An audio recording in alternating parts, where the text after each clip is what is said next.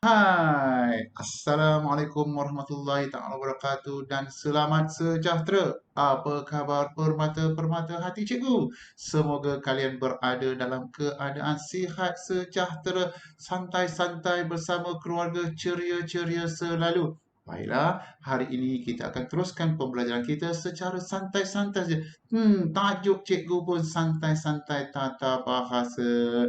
Adakah kalian sudah bersedia untuk belajar pada hari ini? Terbaik jika kalian sudah bersedia. Sediakan buku tulis, sediakan alat tulis. Catat jika ada perkara-perkara penting yang cikgu terangkan supaya menjadi nota yang akan anak-anak gunakan pada masa akan datang. Dah bersedia kan? Jom kita mulakan pembelajaran kita pada hari ini. Komputer bahasa pertama yang ingin cikgu bincang-bincangkan dengan anda ialah kata bilangan tentu iaitu kardinal. Apa itu kata bilangan tentu? Tentu yang kita tahu jumlahnya. 1, 10, 100, 1000, 23. Maknanya kita tentu dah jumlahnya berapa. Dan kata bilangan himpunan. Kata bilangan himpunan ini kita kumpulkan berpuluh-puluh, beratus-ratus, beribu-ribu, berjuta-juta. Itu ialah kata bilangan himpunan. Kedua-dua, ketiga-tiga, itu juga adalah kata bilangan himpunan. Kita kumpulkan sekali. Mesti diikuti oleh penjodoh bilangan. Bermakna mesti ada penjodoh bilangan. Kalau tak ada kata penjodoh bilangan, maksudnya salah anak-anak permata hati cikgu. Ya cikgu, macam mana ya? Ya, kita lihat contohnya. Nizam memiliki 4 kereta mewah dan 2 motosikal berkuasa tinggi. Cuba anak-anak lihat ayat ini. Apakah kata bilangan tentunya? Kata bilangan tentunya 4. Selepas 4 itu ada tak penjodoh bilangan? Tak ada cikgu. Jadi ayat ini salah. Apakah ayat yang betul? Nizam memiliki 4 buah kereta mewah dan 2 buah motosikal berkuasa tinggi. Nampak tak? 4 buah kereta mewah ada penjodoh bilangannya dan 2 buah motosikal juga ada penjodoh bilangannya. Kalau tak ada penjodoh bilangan, ayat itu menjadi salah anak-anak. Boleh faham? Alhamdulillah. Kita teruskan lagi perbincangan kita. Jadi ayat ini betul lah ya. Seterusnya kita pergi lagi perbincangan kita. Ketiga-tiga pegawai Bank Islam itu ialah kawan baik saya semasa di UiTM dahulu. Tadi kata bilangan tentu. Sekarang kata bilangan himpunan. Manakah kata bilangan himpunan dalam ayat ini? Ketiga, tiga kita kumpulkan. Ketiga, tiga, tiga.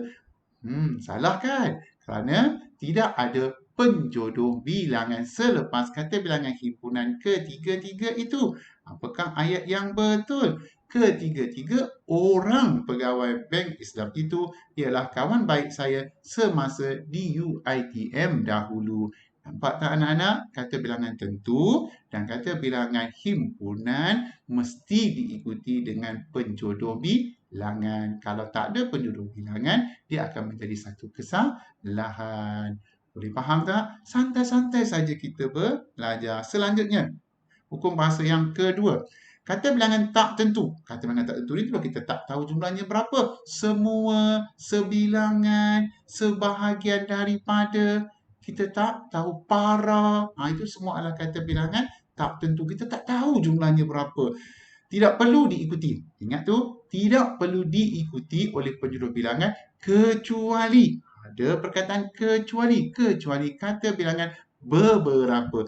Bermakna beberapa sahaja yang perlu kita gunakan penjodoh bilangan bagi kata bilangan tak tentu ini. Contoh ayatnya. Semua orang murid mesti mematuhi peraturan sekolah. Manakah kata bilangan tak tentunya? Semua. Selepas kata bilangan tak tentu itu ada penjodoh bilangan. Betul tak? Iaitu orang. Jadi salah. Kata bilangan tak tentu tak perlu menggunakan penjodoh bilangan. Bermakna ayat yang betul ialah semua murid mesti mematuhi peraturan sekolah. Tadi kata bilangan tentu dan kata bilangan himpunan mesti ada penjodoh bilangan. Mana kata bilangan tak tentu, dia tak perlukan penjodoh bilangan kecuali beberapa. beberapa. Contoh pula ayat beberapa. Beberapa nelayan telah berbakat mengusahakan ternakan udang galah. Apakah kata bilangan tak tentu dalam ayat ini? Iaitu beberapa. Selepas beberapa, ada tak penyuluh bilangan? Tak ada. Jadi satu kesalahan. Kata bilangan beberapa. Sahaja yang kita mesti guna penjodoh bilangan. Contohnya, beberapa orang nelayan telah berbakat mengusahakan ternakan udang galah. Bermakna, dalam kata bilangan tak tentu, hanya beberapa yang perlu menggunakan penjodoh bilangan. Adakah anak-anak faham? Jelas? Okey, Alhamdulillah. Jika faham, jelas, ingat. Kerana soalan tentang kata bilangan ini cukup popular dalam peperiksaan. Jom kita lanjutkan lagi untuk yang ketiga. Frasa perisa membawa maksud enak, lazat atau sedap. Sedapnya perisa. Manakala perasa pula bermaksud rasa seakan-akan. Contohnya, Puan Nur Mazura membeli sebiji kek berperisa coklat di kedai kek itu. Berperisa rasa seakan-akan. Betul ke? Berperisa. Salah anak-anak. Sepatutnya ayat yang betul, Nur Mazura membeli sebiji kek berperasa coklat. Berperasa seakan-akan rasa coklat di kedai kek itu. Sedapnya. Puan Nur Mazura ini seorang pegawai yang amat rajin, amat berdedikasi dalam menjalankan tugas-tugasnya. Semoga Puan Nur Mazura akan terus cemerlang. Nanti belanja kami kek tau. Selanjutnya, kita lihat pula apa beza pula perasa tadi. Zokiza menambah perasa masakan ke dalam masakannya. Zokiza menambah perisa masakan ke dalam masakannya. Baru betul. Macam mana cikgu perisa makanan ini cikgu supaya lebih sedap cikgu? Tentu anak-anak pernah lihat tukang masak, apabila dia masak, dia menambahkan perisa makanan supaya lagi sedap. Apakah contohnya?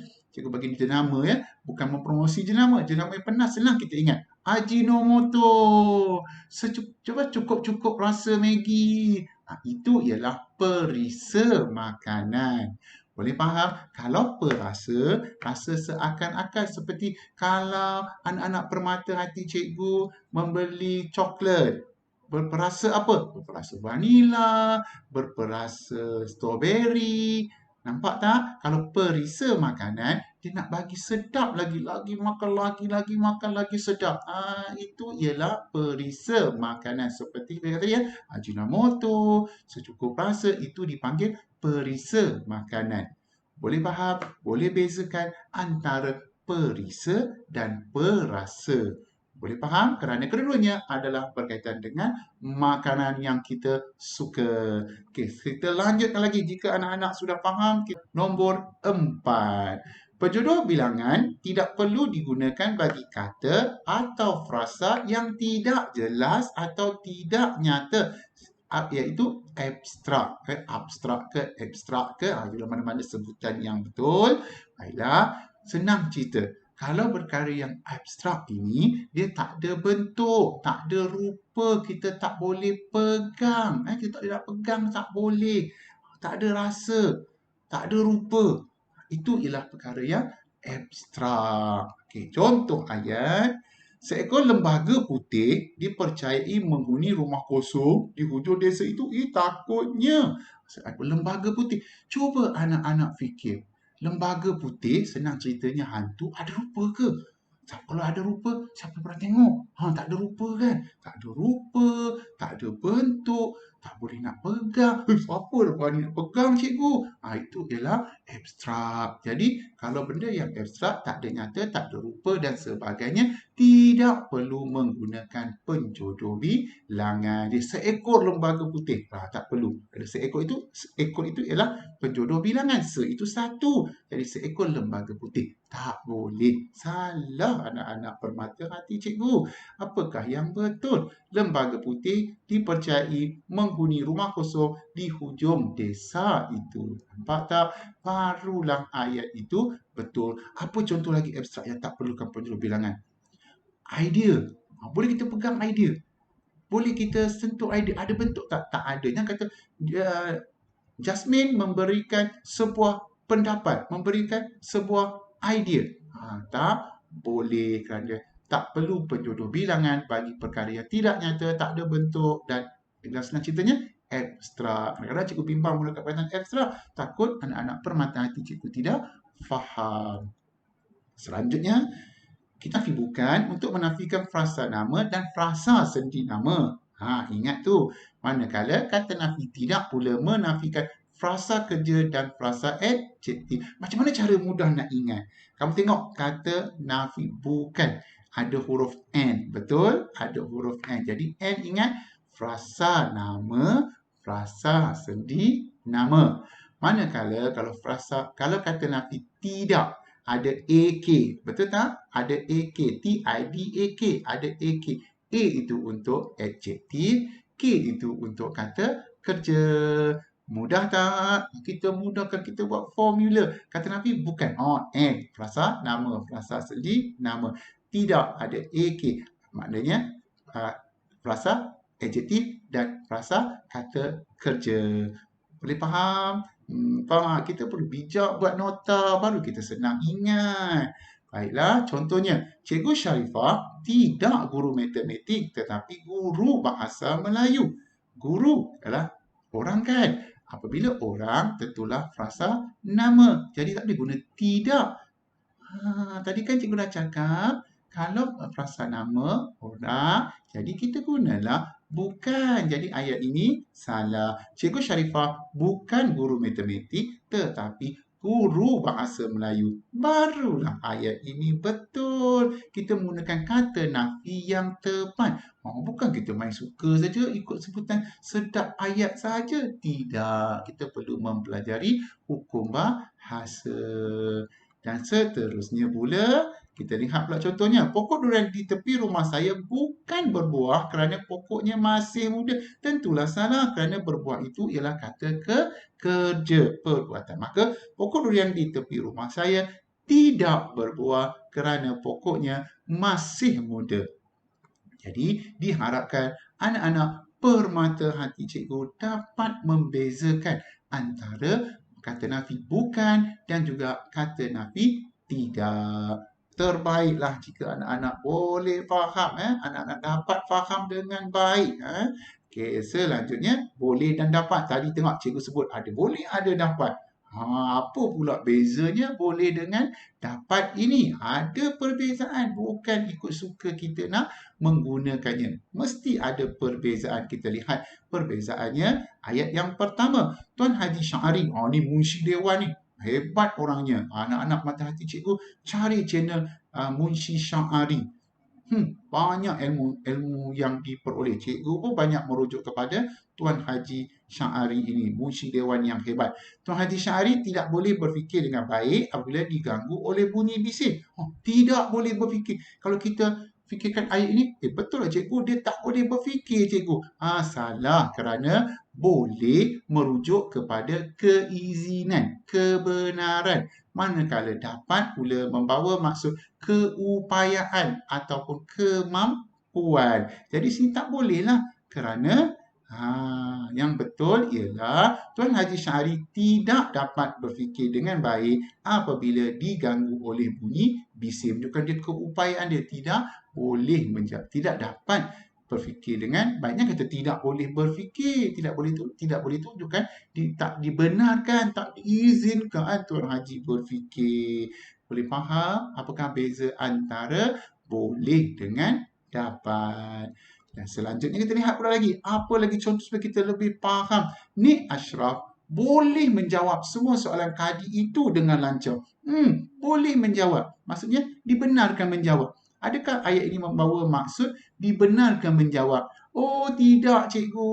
Ini menunjukkan dia mampu cikgu menjawab ke semua soalan daripada kadi ini. Kalau untuk kadi yang menikahkan, kalau memberikan soalan tu semua kita takut nak jawab. Walaupun kita tahu kan situasi gementar kan, kadang-kadang tak boleh tak dapat menjawab dengan tepat. Bukan tidak boleh menjawab, tidak dapat menjawabnya dengan tepat. Jadi ayat yang betul ialah ni Ashraf dapat menjawab semua soalan tadi itu dengan lancar. Mestikan apabila cikgu beri ayat ini kan, mesti anak-anak permata hati cikgu terfikir. Selama ni kami guna contohnya Fazilah boleh menjawab semua soalan matematik itu dengan tepat. Oh, rupanya salah cikgu. Sepatutnya Fazilah dapat menjawab ke semua soalan kuis matematik itu dengan tepat. Barulah betul. Tak apa anak-anak, permata hati cikgu. Inilah gunanya kita santai-santai mempelajari tata bahasa. Kita dapat membezakan boleh dengan dapat. Selepas ini kita betulkan yang biasa, biasakan yang betul. Barulah penguasaan bahasa Melayu kita mantap. Selanjutnya, kita habis dah ke penghujung rakaman kita pada hari ini, penghujung pembelajaran kita pada hari ini.